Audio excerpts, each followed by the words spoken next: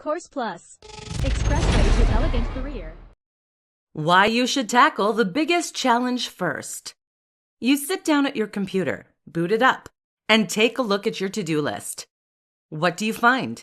Several big projects and a slew of smaller tasks that need doing.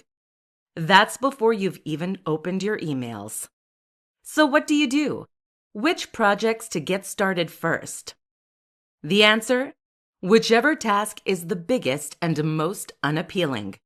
This is what is referred to as eating the frog, which in turn comes from a Mark Twain quote. If it's your job to eat a frog, it's best to do it first thing in the morning. And if it's your job to eat two frogs, it's best to eat the biggest one first. Another way to look at this is like so.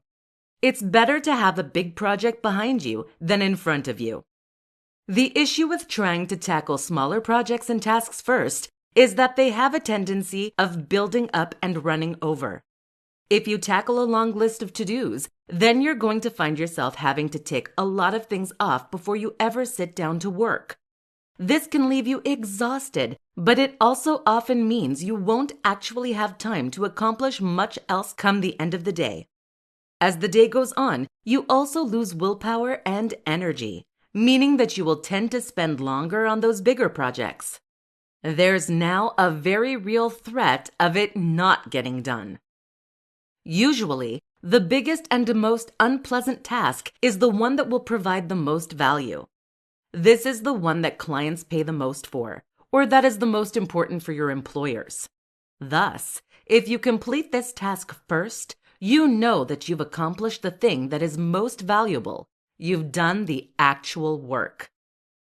This is also a great tool for building and developing the kind of willpower you need to stay productive and self-motivated.